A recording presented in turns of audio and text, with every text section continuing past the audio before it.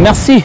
Nabi qui na simi mabele mame 346 ezali eloko ya bungate na Canal Plus aux Molière TV. Donc surtout ko ngmanda tozolo belango nyonso tu o makambo esali boy surtout to kolobela mingi makambo etali socio-culturel sur les plans politique. Pour nani toza représenté te, pour nani le kambobo toza te, pour nani est-ce que gouverneur azo sala malam samedi à partir kaka il y a 16h30 de aux diffusion émission pour zapete botsango boko sepela. Oh bato na biso partout bisika nyoto bozwami état de droit ici quota na kati ya Congo ya facha vandi sango avec impact ndenga de faté na ye na kitina terrain pour na loba papa bo moko mutu nyonso tu ayeba kosanga na kati ya émission po émission ezala somo mabe kobosana ngo te bolanda ngo toujours otekaka na Canal Plus na yo ote numéro 346 so ebokanga verset biblique na église te pardon kanga kaka numéro ya chaîne oyo okanga pe na ngonga ya émission. Merci beaucoup, beaux appétits, au revoir. Bolanda toujours la chaîne non alignée Molière TV avec les boss JJ Nema. Ne zappez pas. Merci mesdames, mesdemoiselles et messieurs. Au revoir. C'est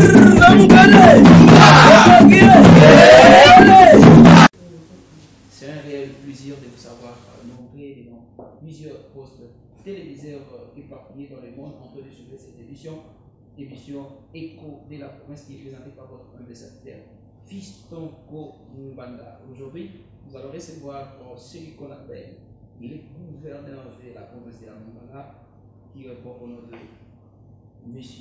Moudou Crespin Malengo, à qui je le dis. Bonsoir. Monsieur. Bonsoir. Vous allez bien? Ça va. Voilà.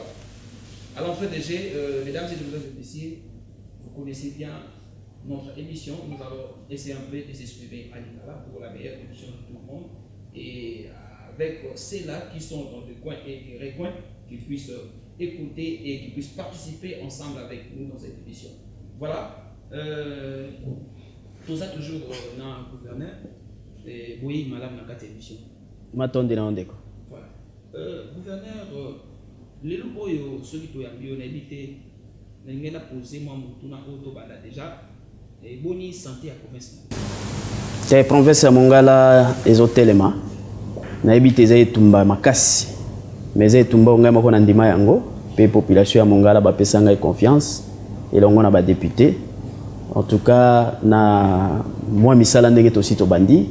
D'abord esprit ya bana Mongala eza na kimia parce que toloba eloko moko toloba bomoko po ya tombwa. Sengete bana province nyonso ba sangisa makanisi, ba sangisa maele na bango. Batia mitema na bango esika moko po te totombola mboka ensemble. Je crois que ngambo wana makamado tamba malamu et surtout que stratégie to ça na Mongala ndenge na lobaka na Mongala force politique nyonso ilonga. Donc quoi te baso to za na pouvoir.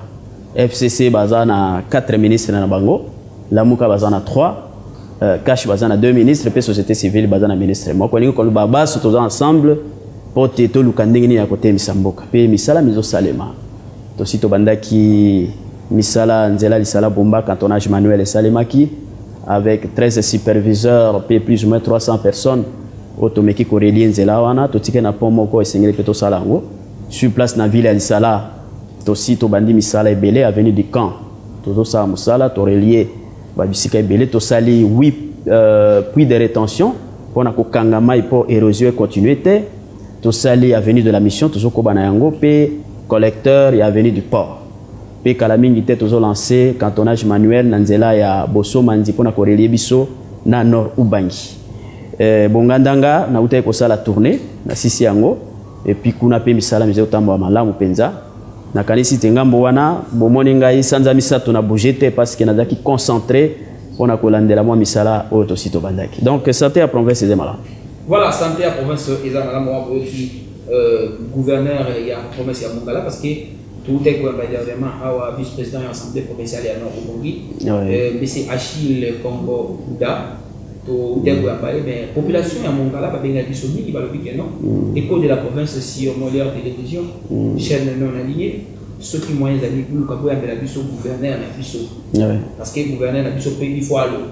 Alors, Excellence, les locaux, maman mobilise les Kanagati à province. Si la population, balkoy bayeba, soki réellement. Émission était pour les cas. Tant de qui ça qui ndenge batalaki. Tous ay ko le makambo italaki ba matériel médicaux. Oyo ezalaki c'est déjà 18 mois en gros. Oyo gouvernement central a fait ça qu'il a 21 provinces, y compris Mongala, je ne sais pas, il paraît, parce qu'il y a des gens qui nous disent que non, Mongala, Bazaïna 4, le matériel, et c'est servir population, c'est-à-dire hôpitaux généraux, il y a la province, surtout. Alors, on a évité, est-ce que, au lieu de Cambois, est-ce que Oyoka déjà, c'est le matériel médical, c'est déjà 18 mois. On a parce que la population va dire on aura devenir à lobby on a la province na bango gouverneur à l'équipe bon si ko na mongala on a pe biso awa na kati ya province to tikala nanu koyoka pété to moniter mais yango na ngana poussa mbele on ayeba est-ce que oyebi makambo oui merci pour na motuna na yo pe pour na attention ya population ya province ya Mongala bisika so bazwami bazokeba pote oyo eza destiné na province na bango ekoma. Parce que Moussala on est dans le lobby tous ça ensemble. Les gens na bandeko basalia il faut basa lobbying na ndenge te makambo et sengele comme pas ya population ya Mongala et comment. Nazali informé parce que tous na ba conseil des ministres tout ça là ka ministre de la santé asi ayebisa kingai que matériel moko et sengeli et comment na Mongala ba kisi par rapport na projet à 100 jours ya chef de l'État. Et puis ndenge na ye na sina bandi déjà contact pour na koluka ndenge ya ko récupérer en même temps tozali na projet moko ezana ya santé na niveau ya province ya Mongala ba benga ngo PDSS de travailler na ba EUP ba responsable on peut balobaki que il faut matériel moko na cadre ya PDSS comme na Mongala mais eko kendeka kana nzela ya bato basala kana PDSS. Donc ça c'est l'information que j'ai. Alors ndenge naza déjà na quatre na ba contact pote oyo sengele comme na Mongala et comme na Mongala. De la même façon que na sala qui est fort, il y a des jeeps, il y a police ko tozwa ki yango comme ki na Mongala, ezana makamsusu pe aussi to retira ki comme ki na Mongala. Ezana jeep au chef de l'État apesa ki na province na ndenge ya ko aider gouverneur pour la mobilité na ye et comme na Mongala. De la même façon nyonso sengeli pour na province ya Mongala sengeli comme na destination pour la bolamu ya population na biso ya Mongala. Excellence aux alaki élu comme député. Ouais. Mototo aye bien. Mais à part wana, il paraît que ma prédécesseur n'a vu. Ouais. Ma campagne na zolo matériel c'est 18 mois. Or ce tout est 18 mois wana nous aki na fonction de ba élection et patati patata avant ba élection wana na chalet élection wana gouvernement central ndé elobaki non tous au matériel tout tina na ba poignon surtout ya ba province c'est-à-dire il y a province ya bino Mongala malgré aux gouverneur à l'époque ezalaki mais na dit est-ce que place wana on est calme pour se renseigner ba soki ezali wapi wana ezali de motuna na ngande na tunaki mais na oyo bete musima wana to kozoke na mosi mais na lingi ndé na est-ce que oyo kaki moi réalité moi nungu wana est-ce que matériel est-ce que comme qui na ba hôpitaux généraux soit na ba DPS o ezali wana bazwa ki yango déjà pour pas me ka distribuer parce que y a qui il paraît que na ba province pour y a qui plus de 3000 matelas 3000 matelas na ba biloko belé na éviter sur place wana vraiment soit pour qui moi mon tout pas informer ou soit missionner toujours pour informer na tout ce que ça va ni pour bazola. Bon pour tous parce que au-dessus koloba 18 mois. Oui. C'est vrai que banda biso tozali na province na to kokisi 18 mois té mais lokola tozana principe ya continuité à pouvoir de l'État. Donc nyonso yo esama ki liboso soki te koma ina na province te sengeli biso to landela pe to komisa na province. Lokola to uti ko sola sikawa donc j'aurai le temps. Hein, ya koluka déjà na ibisa ki okenaza na contact na ministre nanga ya santé et lobby na koza na responsable na kokuta na ba responsable la santé toza déjà na contact na bandeko ya PDSS pe na ko insister que projet nyonso yé na province ya Mongala il faut atteindre objectif nango objectif eza population ya Mongala donc détournement ezalate avec toutes les informations que toza nango sikawa nous allons essayer de voir ya koyeba qu'est-ce qui s'est passé avant nous. Est-ce que biloko wana soki zali nangonga ya prédécesseur nanga c'est comment nous allons faire étude pour toto yeba nini ne salema mais na yebisi yo oyo et salami nangonga na zawa et puis naza prêt pour na ko suivre yango jusqu'au bout o et salami liboso nangai je vais aussi chercher à savoir ya koyeba soki salema ki ya solo soki koma ki ya solo et pesamaki na ndenge longoba. Donc toza wana pour na traçabilité pour les zala na kati makambo nyoso yo esengele comme la population à Mongala. Voilà, monsieur le gouverneur, merci beaucoup pour la question de Bozakio. Tu peux répondre à Bissot. Alors, 100 jours, il y a un chef de l'État. 100 jours. Et combien de jours pour la province à Mongala? Est-ce que la population va être tout là? Oui. Combien de jours va dire que non? Papa Fiston, Molière TV, chaîne non alignée, où il a partout dans le monde, sur 346, la canal 10, mais gars, surtout à Obaba dans Mongala. Il y a quand nous ça sur le gouvernement. Il a évité 100 jours, programme 100 jours. Est-ce que Mongala, ils ont une carte, ils ont été sécurisés? Bon, na kati ya programme à 100 jours Mongala les na kati. Territoire par territoire. Na kati ya territoire de Bumba par exemple, Moussale Sengel qui salema entre Bumba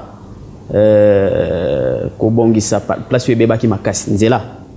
Le sala Bumba pe kotia pont oyo to bengi pont Koi. Na kati ya Moussala wana na kati ya territoire ya Bumba puisque to banay ko solola na responsable ya office de route parce que boyebi tembongo wana e yaki na maboko ya office de route. Mais il paraît que donc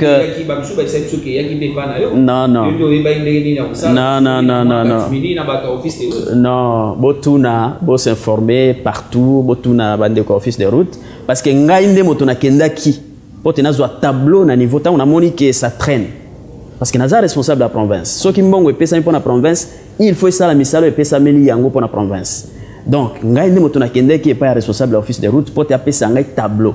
Mbongo et pesa mi combien et tikali combien o et pesa mi sali mosala nini. Et c'est lui qui m'a expliqué sur tableau. Alobi mbongo et pesa ma ki pona misala Bumba lisala na ba place où ba point chaud et pesa ma ki pona pont Koi et pesa ma ki pona bac ya kokatisa vers ya kata et pesa ma ki pona nzela lisala akula et surtout na ba dig olanda akula mais amilela ki yango de ko permettre bango te ke basala nyoso o epesa maki. Je crois que na yaki mbala moko na kendaki tina présidence ya république tokutanaki na ba responsable en pleine réunion pe na lakisaki pasi wana que Mongala ezwaki kaka moke mais le reste sengele ki epesa ma pote misale sila à l'époque déjà Ponko ina kende ko visiter mosale kangamaki. Mais juste après, ndambo ya mbongo yaki toujours dans office de route. To biso tozo yo kaka rapport que ndambo ya mbongo yé et puis ba sisi pont wana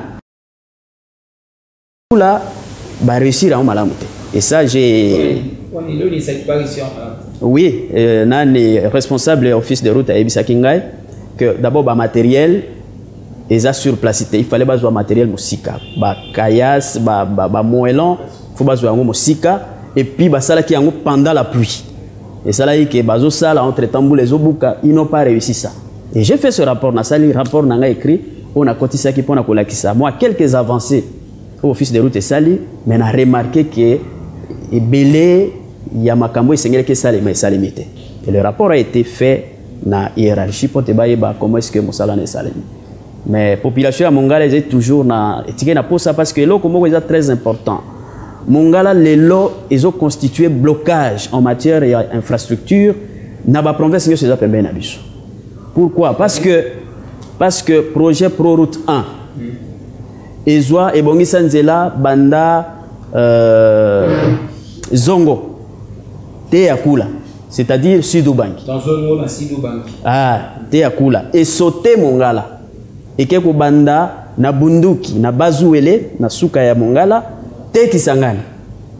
Et je suis venu plusieurs fois na réclamer yango na kat na ba réunion avec ba ministre ITPR tango ndeko Thomas Loua Kazalaki na ebisi me bobo ki mbongo inutilement parce que vous avez laissé un trou. Moi na moko o azali pe ya Grand Équateur.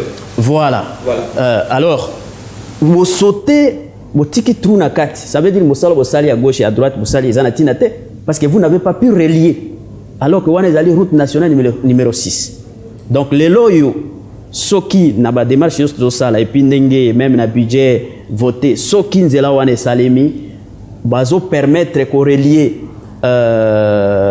République centrafricaine te Uganda parce que nzela yango yango wana eke Kisangani eke Mati te Uganda ou bien Rwanda.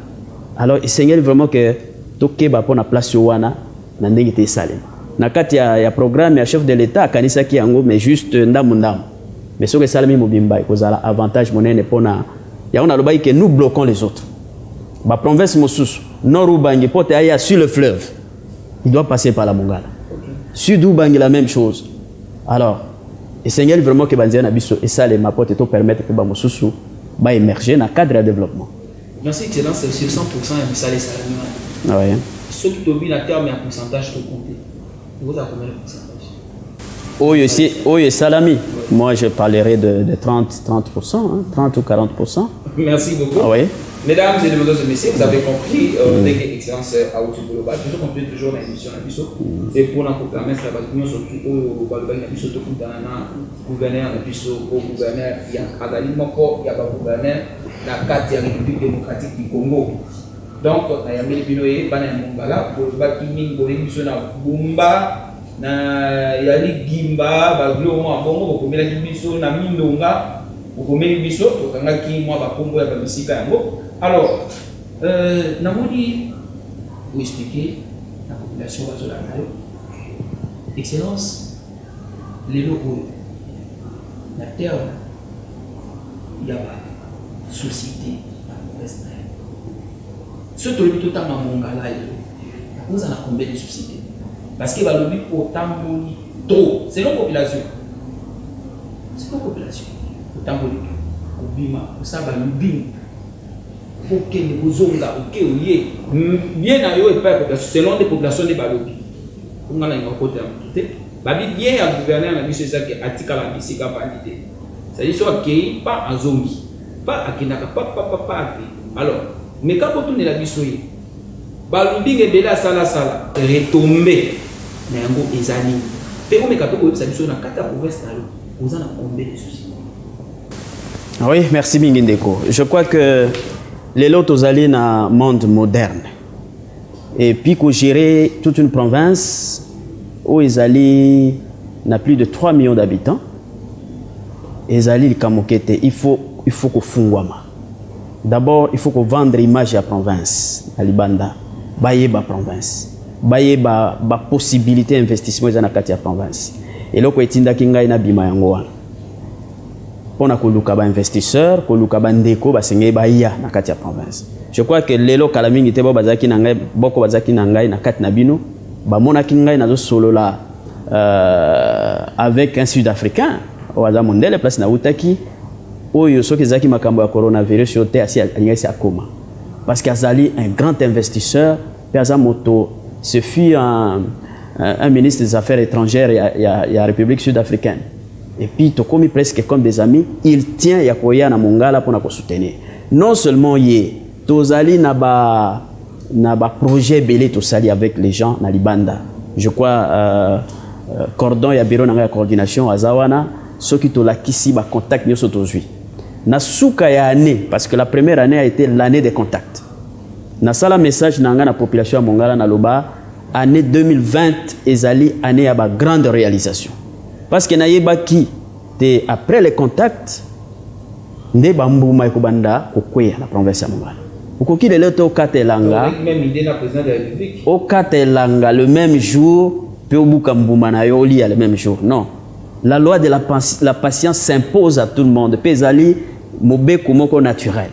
Donc ndenge to travailler qui na année 2019, tu assure que na année 2020 réalisation kobanda. Mais déjà à l'interne, réalisation bandi na uti kolobangwa bana lisala lelo et bazolo babazo kamwa na ba place yo ekoye ko salema te mais mo salelo salema parce que je compte sur la détermination nga moko d'abord, volonté na ngai moko puis volonté ya population mobimba o ezali sima na ngai pona ko réaliser.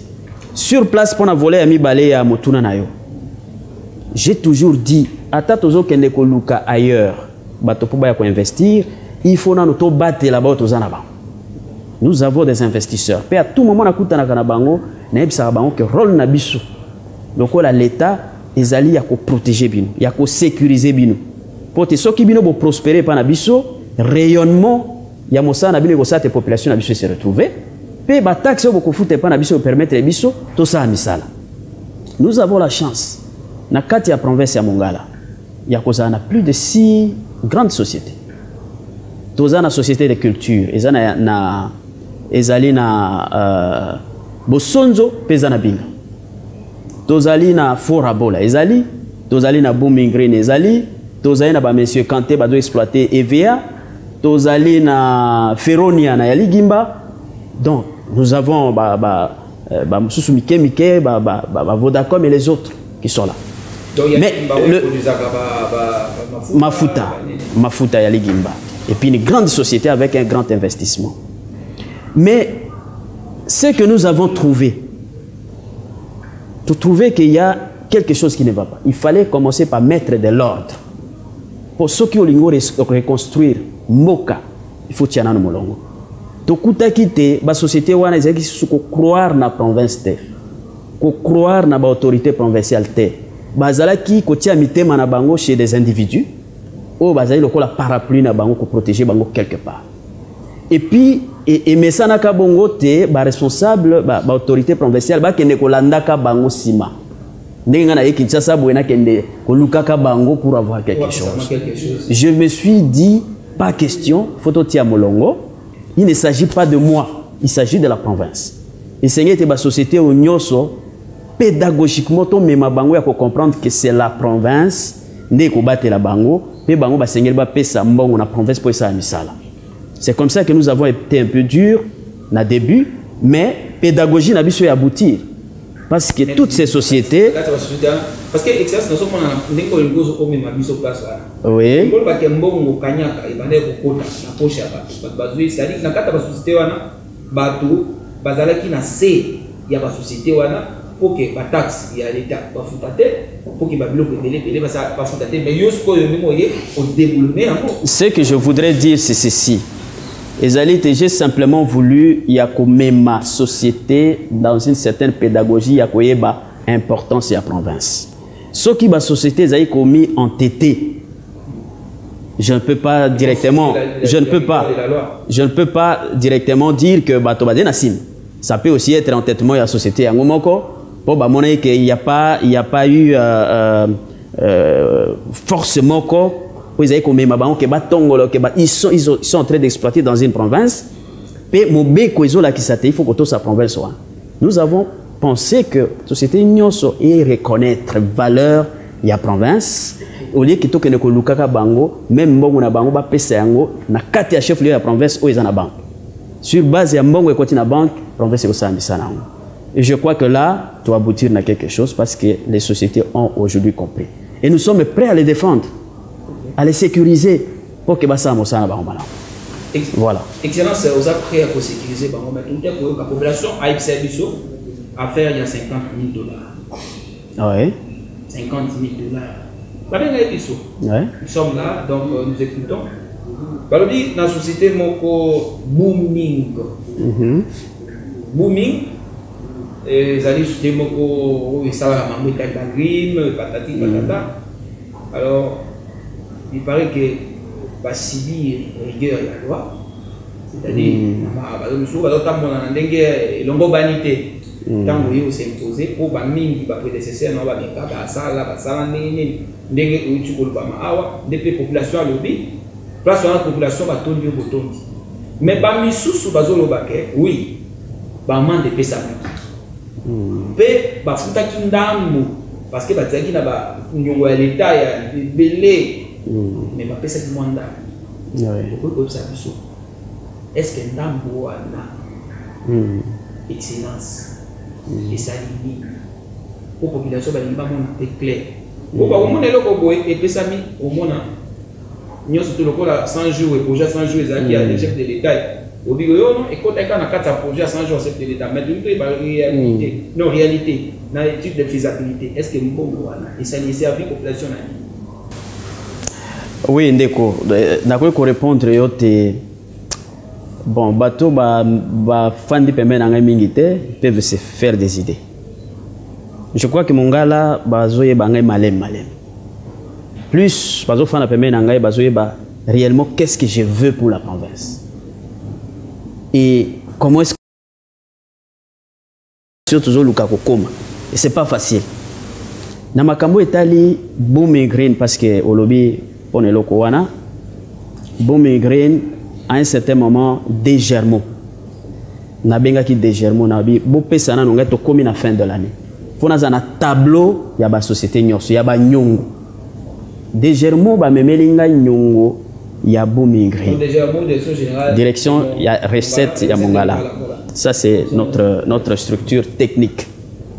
Bayelinga nyongo ya Booming Green on a monaki que il est kaki belé 1,300,000 presque 300,000 $. Ngabi membongo yo ceux qui promeuvent ces yeux en tout comme ça mais ça les belé. Et j'ai demandé à la Desgermo ya kolandela jusqu'à ce que ba futa mbongo parce que c'est pas normal. Et puis à un certain moment tout le monde a que bazo négligé, on dirait baza sur tes provinces à gossa bangwe le côté. C'est comme ça que je me suis dit non, pas question, ils ont besoin d'exploiter dans notre province. Il faut respecter mibe kwa mboka. Bo respecter est-ce que biso to gossa la bongo et pas na bino na mboka na bino. J'ai dit non. Alors, to kei malem na ba procédure nyonso te na suka to komi to 8 mesures ya kokanga momentanément société wana jusqu'à ce qu'il futa. C'était pour moi pédagogique ya couper sa leçon na bandeko nyonso o batikalité et sengeli to samibe ko mboka pe to respecter province sika to zwami po te yepaza na devoir ya ko batela biso. Alors nakati wana ba interférence salemi bato mosusu kutu baleki na télévision pour na radio pour na koloba ke Booming Green azana nyongwata moko ya province. Je me suis dit mais est-ce que Desgermo vraiment ce sont des fous? Voilà, bato balobi ba pression ba appel ndenge na ndenge. Je me suis dit soko ngana zo sala eza pour na bola ma province, je reste là. S'il faut que na longwa pona ngo je vais quitter mais na lingi que na matsa province sur les rails. Gouverneur akoya sima kuta que cette question est résolue. Mais et salama quitté objectif nanga ezaki ya konyo ko Booming te. Raison pour laquelle tant on a joué l'appel ti bande comme soupe bazaki ba bande ko na Booming tolobi non vous devez bo reconnaître nyongo et puis bo sala ndambo to kotongo lobi et puis on avance. Yango mona yike sima to ko tinda balobi non mbongo ya 2017 to considérer en hauteur ba 2018 parce que ce sont nos prédécesseurs qui étaient là tolobi bon il y a pas de problème. Alors nous ne considérons que mbongo tozala kinango donc depuis 2019. Et puis là on a créé une commission mixte assemblée provinciale au gouvernement provincial ba keiti na ya kata place société fandi ils ont fait des calculs ba refaire ba calcul yango et comme mabiso na ba 400 et quelques $1000 parce que tolongola qui toutes les autres années pour ne pas créer trop de problèmes. Mais sur base na mbongo wana Booming finalement parce que je suis resté là on a coupé sa discipline à Nababa Moussoussou, Booming Baïko Fouta, 7,000 $. Et nous avons dit tous lever mesures. Tant que fouti, j'ai été clair. Parce que directement, automatiquement, bon, ça a éclaté 25%, 20% qui est des Desgermo, 5% qui est un service d'assiette. Donc, tout ce qui pratiquement 40 et quelques mille. 40, je crois, 3 ou. Sur Mongwan, tout sommes directement, fût à mazout. Nous avons acheté 50 fûts. Nous sommes mis plus de 400 sacs à ciment. Et nous avons commencé à travaux dans ça, office de route, tout ça. Citerne mobile, télémis devant le gouvernorat. Il y a carburant au somba. Et puis, office de route, on a commencé les travaux. On va continuer.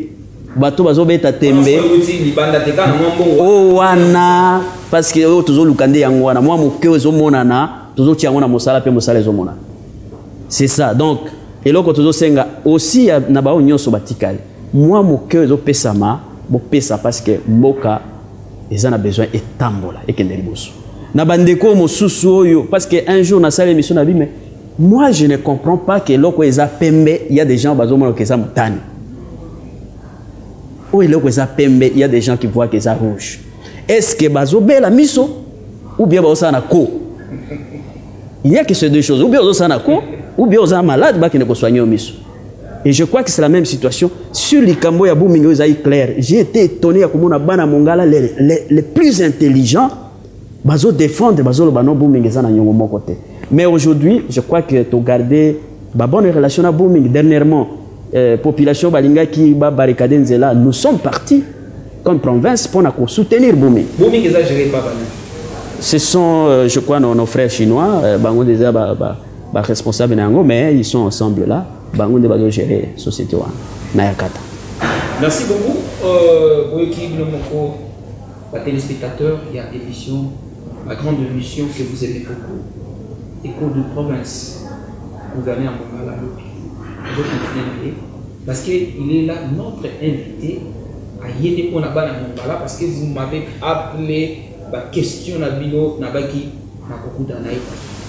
Excellence, les lots Oyo, Babino surtout Balandi, Bana Mongala Balandi. Mais les Kambumoko, pour tout qui est le dos qui s'en va, l'eau et nous sous. Ils ont bêta province Nabiso, et la République démocratique du Congo, et le monde entier, mon bien. Donc, quand on a un souci, mais tous les canaux de moi, il y a coronavirus. Est-ce que vous êtes bien?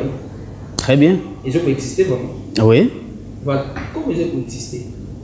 L'invité excellence, la mesure, parce que tout le monde a un chef de l'État. À MC, nous sommes pas ça. Nous sommes ça. Service mon minimum, que pour que Dakar, c'est-à-dire que tout va bouillir. La mesure préventive, ça dit pour que de façon que le coronavirus est atteint notre gravité. Excellence, la province de particularité, la province par rapport à Macamboana. Parce que tout le monde dans la province, nous moi, tout le temps, pour vous avez pour ça, puisqu'il y a la province de mon côté. Alors, la province, nous sommes tout le monde gouverneur à Santi Batou. Plus de 100, on va se mettre dans la solo. Or, chef de l'État, Bouyelo, quoi. Yope au Kangami Awa. Or, on a évité le message de la mesure ni pour aux unions dans la province. On a évité quoi handicapé province. Est-ce que le gouvernement peut n'a pas sali pour na bana ya Mongala pe baleka ko qui ma malade pour les autres pour makaba to mingi na ndenge ya ko sakana parce que to bikeno na ba province na biso na ba soins médicaux et ça penza efficacité ceux qui na ba beya ba mindele bazo kufa et na Kinshasa pourquoi pas bon na ba province dans le côté za ndenge ni. Oui, province ya Mongala, ils ont reconnaître l'existence de la pandémie. Et c'est une grande épreuve pour Mboka, pour Molongo Mobimba. C'est une grande épreuve. Mais il est important na kati ya bomo ya moto ezali te likambo ezali boso na yo. Mais ndenge na yo ya ko aborder likambo. Ndenge ya koluka solution na problème parce que baye bakabonene ya moto tango akute na problème wande bakoyeba bokasi ya moto pona biso République démocratique du Congo ezali tumba oye komeli biso mais tozana eliki ate tokoyoka yango tokolonga yango na mayele onzambe apesi biso président de la République apesi ba mesure na ye biso na kati ya province ya Mongala le 19 pardon tozwaki ba mesure tout ça là qui un grand conseil des ministres ngana signé qui arrêté oyo ils ont institué équipe ya riposte ya province ya Mongala tozé na coordination tozé qui na commission ya communication tozé na commission oyo ya prise en charge tozé na commission ya hygiène tozali na commission ya surveillance épidémiologique. Donc, tu as une commission et to sengaki na ba radio sur la province ya Mongala te esala mosala ya kotambu isa sango bato batongolo te sengeli to respecter pour te tobika. De la même manière, tolobaki bisika nyoso ezali frontière ya province na biso, il faut bato na biso bazala wana pona ko enregistrer bato bazokota. Pe kokeba na bango na ba mesure ya kosukola maboko pe ko tester bango directement. Donc, avion et comment qui est pas nabiso sima ya ba mesure biso totiaki ba kumisaki te na Mongala ba kutaki équipe bien constituée pour na kota la bateau bazo quitter en avion et ba bazo mata en avion. To respecter mesure ya chef de l'État na makambo ya au Italie équipe il y a plus de 20 personnes. Ba école ezaki suspendu pendant 4 semaines ndenge mokonzi ya mboka lobaki ba église même toke tina niveau ya ba prison tolobi bon tout ça la ndenge est-ce que visiter continuer na prison peut tozwa qui mesure te ekoya na prison kaka bato ba ekotikela ba prisonnier biloko mais il faut ba contrôler bango parce que na chaque prison totier un infirmier pour na kokeba na bato bazwa kotikela ba prisonnier biloko donc nous avons pris des tozwi ba mesure même pour na kaya ba matanga tango moto akufi directement kokene kokunda et na Mongala ezali respecté parce que tolingi tozobondela na Nzambe pe tolingi na mayel na biso avec toute l'équipe te Mongala azala touché te na makambo o ezoya pe tokoliki yake kozala bon. Voilà, merci. Mongala a touché te na makambo o ezali to pe oya mais excellence est-ce que on peut collaborer nous bana province ya Mongala pour to ta ba kamususu ndeni ni ya kulata nano masque parce que yo moko nano il faut servir biso. Mais oui. Exemple. Oui. Donc mais quand même pour l'accès plus au bien pour la et permettre parce que chef de l'État peut ajouter yo vous numéro 1 à province à Mongala chef de l'État mesdames et messieurs moi c'est pas comme amène bo zumbele ngai bo konte à province à Mongala tout le monde a vu moko donc ce qu'on a vous permettre va tenir surtout dans la gouverneur yemo quoi. Voilà, nazo tambola toujours nango. Voilà. On est à masque nanga nazo tambola. Ko ça fait ça message na me pas na parole. Mais Mongala tout va sur la dosiko na masque wana ndeko zo tambola. Ngai parce que ezali mesure o baminganga ba pesi biso ezali loko ya koyokela ngo sonité. Il faut qu'on se protéger parce que coronavirus ekoki ko pénétrer masque oté. Alors bande ko balata yango tokosala effort ndenge tozali awa to na lobaki te lobi tokozana ministère ya santé soki lomo sus pona bana Mongala ezali tokosala effort ekoma sur place moi ndambo eza sur place même na ba pharmacie tozana ngo bande ko ba se servir nango pe bakeba tango nyonso ya kosukula maboko pe kosukula maboko malamu na désinfectant kokeba na ndenge te babisika bambote ya kosimba na maboko ezate wana bilimo ko boyebi yango ata babisika nso totambola eza ndenge wana donc to respecter équipe de sensibilisation ba koba ko travailler ba chaîne ya ba radio na kati ya province ya Mongala bo koba ko limbola bana mboka pote ba yeba importance ya ko se protéger soki to mi protéger malamu to ko kala mingi te to ko sisa etumbo tozana.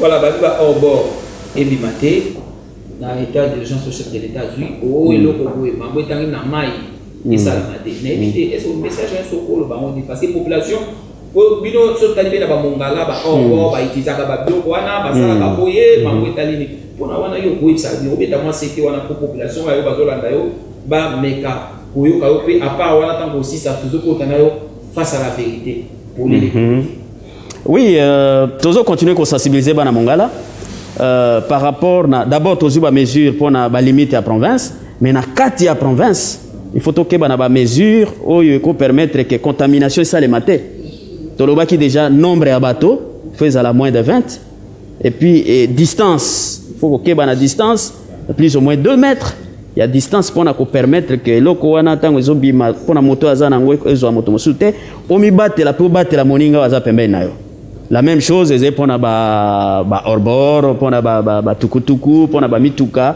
donc ba mesure wana nyonso je crois que ba radio na biso zo sa mosala jour après jour pour na kolimbola bana Mongala na ndenge te tomi batela pe to batela boyo bazali pembeni na biso. Merci boyoki po mi batela to batela ba ko baza pembeni na biso face à la vérité avec celui qu'on appelle Caleb Kaozi.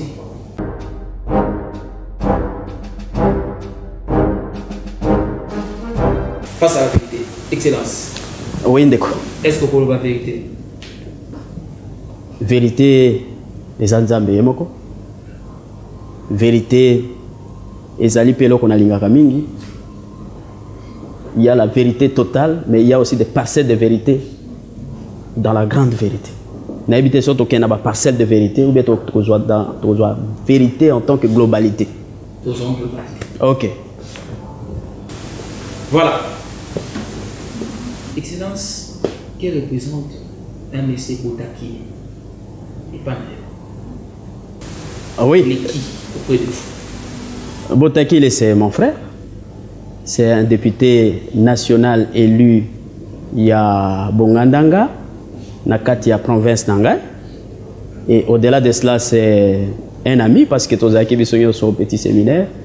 On se connaît très bien, c'est un frère. Et voilà. Qu'est-ce qui se passe entre vous deux?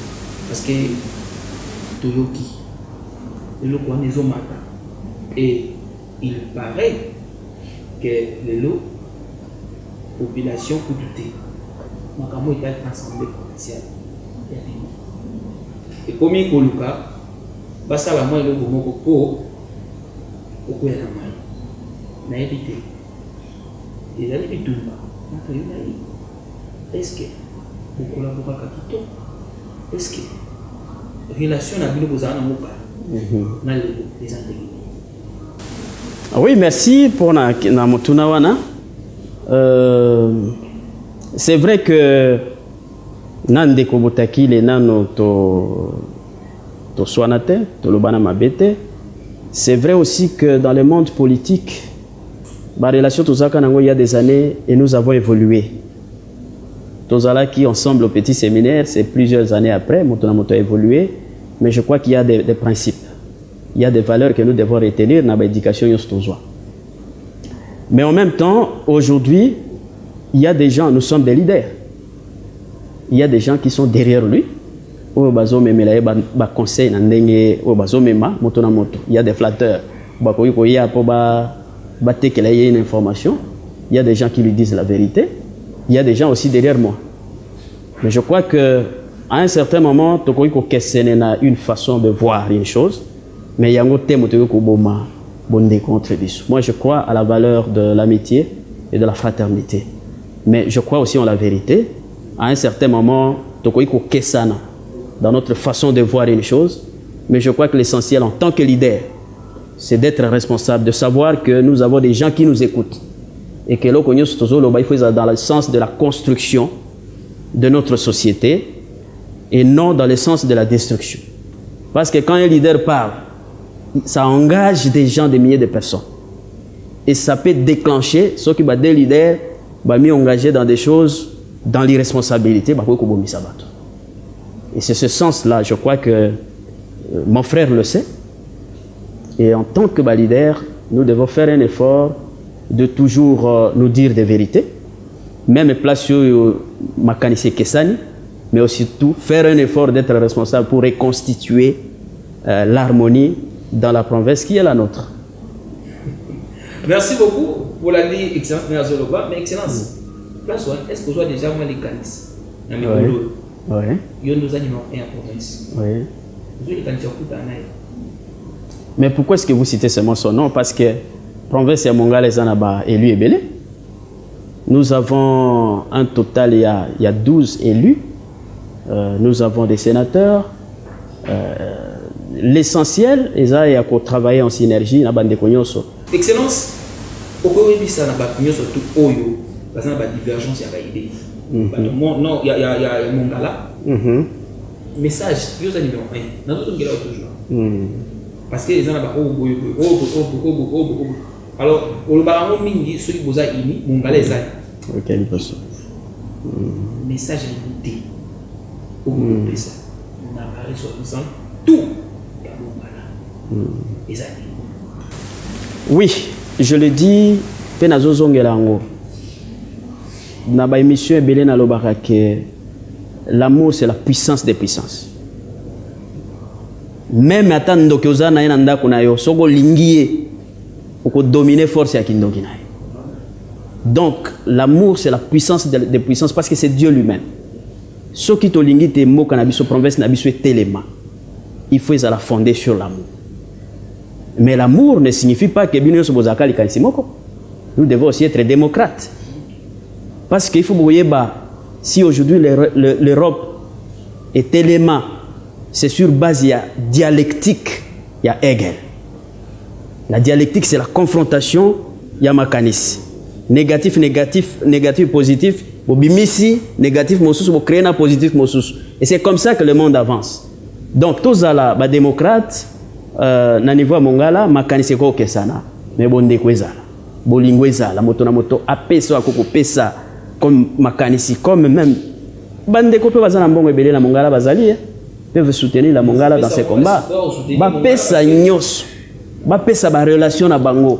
Bapesa ba contact na bango ya libanda. Voilà. Voilà. Parce que dernièrement, tout le monde a qui est le ministère national de l'économie, et ça y est, 3 ou 4 mois passés. J'ai le ministère national de l'économie, puisqu'il y a le ministère national de l'économie, Akasia, Bandogo, Lambongo, mais étant que moi, on a payé à Mongala, est-ce que Bazana Balikani, si on a payé, kotama boko epana yo ko mongala eto na epité message faut lancer na ba batona nyonso to pour les autres zomo na mongala ils ont représenté vraiment makasi na kati ya gouvernement à part gouvernement ba député andé na ndenge bazali alors donc message à unité au PC awa et au sala moi eloko mais est-ce que na bango ndenge bokuta na bango na ba relation boza na ngo na bango est-ce que moi les kanisi côté za na bango ke ya batama investi pour que mongala eto bon parce que bazo mona mongala balbi likambo bando le kaliboso musiko ba mona ngote on a joué pas population bazo mona siko ke mongala et comme na moi avancement et comme na moi avancer moko au monde que moi makambo esa moi boye ça boye mais na makasi ya yo moko peut-être ça makasi na yo bebi ko kokate mais ça je peux ça super parler te dans un épisode d'accord na yo te ki na makasi na ngai moko selon population parce que eza makasi ya biso nyonso oyebi na ko soutenir toujours likanisi ya 3D démocratie décentralisation et développement na kati ya décentralisation na te ya kabana mongala boye gouverneur c'est azanzambete c'est votre frère bino nde bopesi makoki pe ndambo ya pouvoir ya zui azo kabola yango na bino nyonso donc moto nyonso azana une portion ya pouvoir na kati ya province ya mongala pote a contribuer pote mboka etelema donc ndenge ozomona mboka bani otelema wana c'est contribution ya biso nyonso population nyonso même bandeko bazalia lobinge ezo salema bandeko bazobunda même makambo ya bitumbo to bundaki na ba société ba élu na biso bakotaki bakendaki bakokutana na ba ministre bongo na bongo donc même ba ministre na biso ils sont là na zone d'imapé bakotia sous maboko koleka moi je suis sûr parce que je crois nazaka toujours ndengwa non nazo bunda ngai moko te bana mongala bazao na Kinshasa bazo sunga ngai bo baza sur place na mongala bazali bo baza bande ya mongala bazali et nazaka sûreté même dans le noir oh ya butukat ya minuit s'il y a une petite bougie moi lumière mokena kati na ngai zo la kisanga nzela je sais que lobby mboka ekofungwa. Merci beaucoup. Ouais. Je sais que lobby mboka ekofungwa on a des paroles il y a excellence au Azali gouverneur ya province ya Mongala gouverneur na bino yeyo bozona na ngai bolobangi na biso to benga ye to bengi to sololi na ye to komi pratiquement à la fin de notre émission. Alors monsieur le gouverneur oui nous na kati émission est-ce que on s'est fait dans les canaux plateau na biso pour couper ça éclairage la population to ndengeni na sepeli makasi mena na kanisi mo point moko esengeli ki na bakisa zali par rapport na rigueur et à gestion na biso. Je crois que tu as insisté dans la province de Mongala, des détournements. Le quoi tu as déjà na kokoso ya mbongo. Moi mon cœur est zomonana et ibamate. Détournement et salemate. Ce qui te kolonga na nyoso te, mais au moins baye bakengbondo malengo alonga na rigueur et à gestion. Yango wana na yebite peut-être boyoka ki yango ba mesure et salami makasi surtout na niveau ya dégermo ou ezali structure na biso. Dégermo to salite kuna réforme salem réforme yango ah voilà on me minga pene lo moko o na zaina ngo déjà mo to yoka ki DG ya liboso na liboso na to moni ko ya mibale déjà qui vient plus de yo yebi ba 3 millions et quelques de francs congolais mo ko servir population pe ba misala ya ndenge mais n'éviter où en sort. Oui, justement, nalinga kina loba wana pona insister que bana mongala bayebate to côté les mana rigueur wana. Tango na bandaki na lobaki o nyonso akoyiba na conseil des ministres na ebisi bango même ngai moko.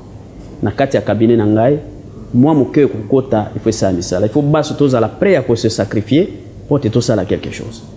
Yango mona kité premièrement na niveau ya dégermo to yoki te ba imprimer parallèle bimi. Na bengi DG. Le DG oyo auta kokima. Na bengi na bime qu'est-ce qui se passe? nabi bossé la enquête bo kangela ngai bato ba misibilo quoi. Ils ont arrêté les gens. Ba yeko bimisa ba vignette. Wana yembandaka makambo ya intronisation ya archevêque. Na simana yo kaono déjà ba pirater biloko wana. Na lobi fait l'enquête et bo kanga bato. Et na kati ya makambo wana déjà zaki na bomba ba retirer mbongo porté disparu. Les gens ont dit n'importe quoi. Voilà. Mais dans mon combat pour la gestion, pour la kosunga mboka, oui, que c'est un grand sacrifice. Moi, je suis un élu. Je pouvais être ici en Assemblée nationale. Je suis aussi un élu provincial à Ville à Lissala. Mais tant qu'on a dit que Simba moto, où les provinciaux Mongala na ba condition tous en angolelo, c'est un grand sacrifice. Puis tout autour et ils comprennent que il faut se sacrifier pour que tout méga côté de sa province. Mais il est parti. Batopé balobi n'importe quoi. Mais qu'est-ce qui s'est passé? On a fait une kimia. Et j'ai dit que Dieu défendra. Oyebi, tant que batobata la kalikolo ba mona kaminzoto. Tout le monde voit ça. Mais tant que mon nzambe abotamaki, tout le monde regardait le ciel ba mona epé minzoto. Mais tout le monde n'avait pas vu que Mzoto Yezo Laksabo. Tout le monde n'avait pas vu ça. DG Yemoko Azotambolaka dans la ville de Kisangani. Les policiers qui ont mis à mon DG. Comme ça. Et puis il m'appelle. Oh non, prenez-les. C'est comme ça qu'il est venu arrêté, mis devant la justice. Et quand j'ai écouté ça, parce que là, tout ça confondu. Innocence n'a pas. Mais c'est ça, et ça va continuer comme ça. Dans tous les combats que je vais mener, et vous allez rendre moi. Merci d'avoir surtout pour la émission. Tous qui na gouverneur ya Mongala ou Dieu se doit évier na kombo ya Mbundu Crispin Malé. Ou azali gouverneur ou ayebani état que moi na Mongala ya solo. Ayambi atoyambaki na kati émission écho de province pour appeler ça makanisi na ye pe na ba vérité aux les kata province pe na makamunyo surtout pour les kata ya province na ye ya Mongala. Mesdames et messieurs, wana en passant je salue celui qu'on appelle Papi Eomba, donc au Azali attaché de presse ya gouverneur ya Mongala. Et il nous a facilité la tâche pour que tout ça et le Kakitoko avec impact dans l'idéologie pour comprendre que le gouverneur Azawana pour la vidéo Bana Mongala pour la bataille surtout. Merci à celui qu'on appelle le maître, grand maître au Asimbi bureau de représentation. Il y a Mongala, il y a Kinshasa, na Kombo ya maître Didier Kimbumbu, Oyo Azala Kiwana accordona Kamusala tout Kitoko. Pour que la passation va marcher. Oh, ma kamuboye les kakitoko na kate ya province ya Mongala. Wana tolingi to kabona na excellence na biso moya suka ezali nini poto kabona na biso. Moya suka ezali ya kotondo yo ndeko. No sala émission kitoko au sunga te province. Province c'est une partie de la République. Ce qui province c'est za malamute, province nyo so RDC c'est za malamute, c'est que République est za malade. Votre République est malade, essayez de province c'est malade. Donc, on a entendu une émission qui toque ça les contributions pour la construction il y a mboka na biso. On a entendu pe bana Mongala o bazoko bakozana na confiance na ngai o bazondi mako se sacrifier pour te réaliser le komoko. Lelo to koleka bamsu bako ya lobby bako continuer. Mais essentiel c'est que to le kapamba te. To tika quelques traces positives pour na molabo ya bana mboka. Je crois que oui, monsieur Toti Kosala, moi ndambo ya vérité bimiawa et kosunga moko to mosusu ya koluka kozonga sur le rail pote mboka ekendelibus. Maton. Merci beaucoup, merci à Caleb Kaozi, merci à tous ceux-là qui nous ont suivis, merci à celui qu'on appelle Kamba Thierry. Moko ba cameraman ko afima fima Yesu. Tant bo beta Yesu basete, oui bi azala ki ba fima ki amo. Merci parce qu'il y a des émissions côté. Merci d'avoir venu pour la émission. To kabone bino quatre émissions oyo bolanda ki ndenge gouverneur Azali Aouti Koloba a expliqué. Au revoir, on va se voir à la prochaine occasion. Au revoir mesdames et messieurs. Wanato Merci. Merci.